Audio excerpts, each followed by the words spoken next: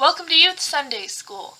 We are continuing our series on the fruits of the Spirit. It's also the 4th week of Advent, and luckily enough, this week of Advent is themed love, and one of the fruits of the Spirit that we haven't looked at yet is love.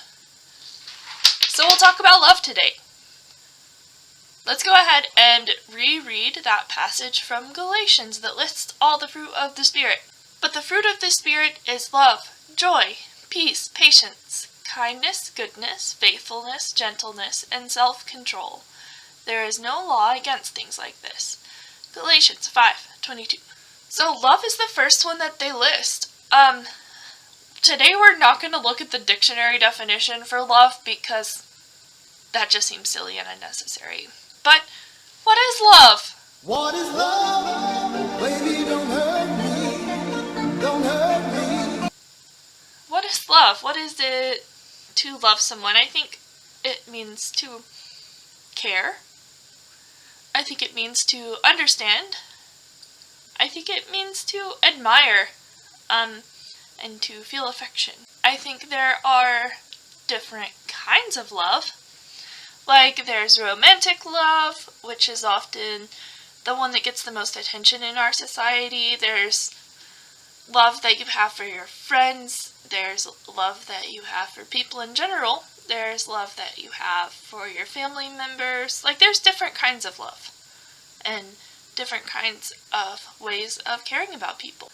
The Greeks understood this really well. When we use our dumb English words to say different kinds of love, the Greeks, actually the ancient Greeks, at the time of the Bible, had 7 different words for love because they had different words for the different kinds of love. And so instead of saying like, oh, the kind of love where you care about your family, they would just say storge. So what we are going to do next is we're going to look at all those different Greek words for love, and then we're going to look at the one that is actually in the Galatians passage. The different kinds of Greek love.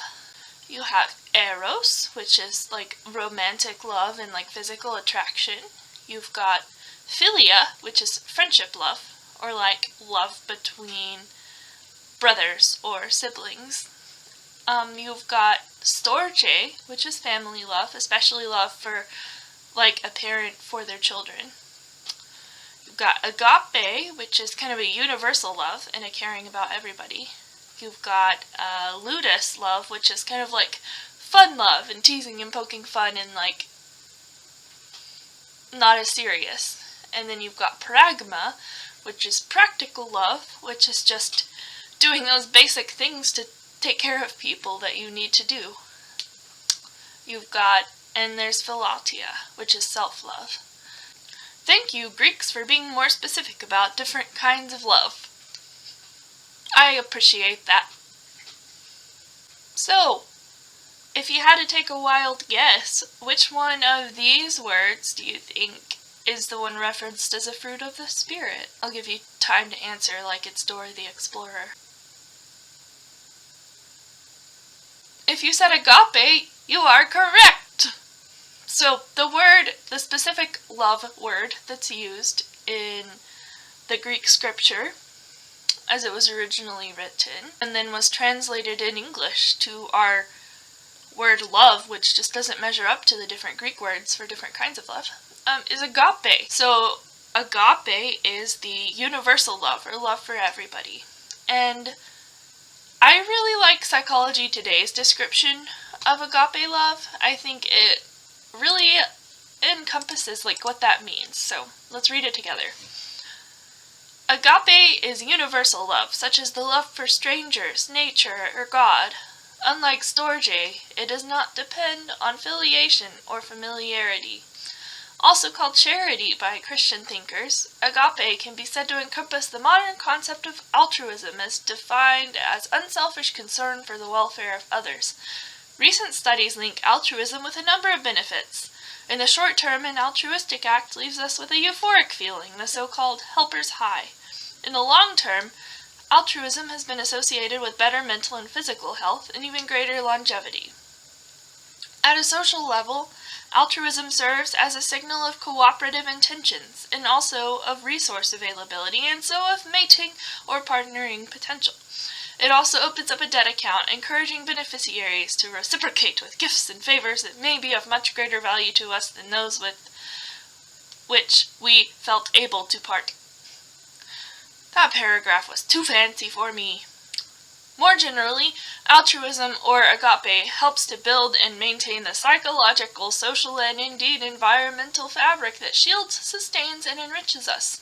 Given the increasing anger and division in our society, and the state of our planet, we could all do with a bit more agape. So I would say kind of the parts of this description that I felt were really accurate and explained what agape was well is in the first paragraph where it says, agape can be said to encompass the modern concept of altruism, the unselfish concern for the welfare of others, and then at the end of it, just given the increasing anger and division, we could all do with quite a bit more agape.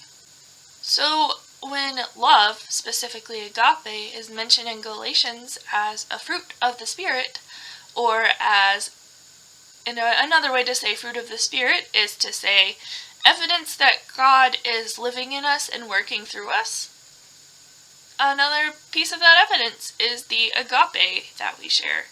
Agape, the unselfish concern for others, the unconditional love, the universal love for all people and all things. I think agape is one of the most challenging kinds of love to have because it's much easier to love your friends and family and the people you know than it is to love people you don't know. But part of our task as Christians is to love all people and to see the value and worth in all people and to care about all people, including the people we know and the people we don't know. Because we know that God has created each person and each person is of infinite value to God and of infinite worth to God. And so we try to see the world through God's eyes when we are embodying agape love. We try to see people as God sees them and see them as loved and precious. So it becomes our task as Christians, as people who live in the Spirit of Jesus Christ, it becomes our task to care about people, all people. And that's about all I have to say on love and on agape. It's pretty simple, but it's not easy all the time. So think this week on how you could show love more to everyone. Not just the people who are easy to love, but the ones who are also hard to love. And try to see the worth and the good and the value in everybody, not just the people that it's easy to see it in. That is what sets us apart as Christians, is that we love and care for all. I hope that you have a good week, and I hope that you have a Merry Christmas! It's Christmas this week. It is kind of a sadder Christmas because a lot of us don't get to see family that we wanted to see because of the pandemic, and we don't want to get our loved ones sick or potentially spread a virus that can be deadly. And so it might be a little lonelier this year for some of us. Know that I am around. You can text me. I have also created a youth Discord chat. I will put the link in the description on the YouTube video, so you can go and find that and join it, and we can just have a little hangout spot. And if you're feeling lonely over the holidays, then just drop in there and chat. I'll probably be at my computer anyway. So I'll be around, I'll be reachable. If you need me, reach out. Bye.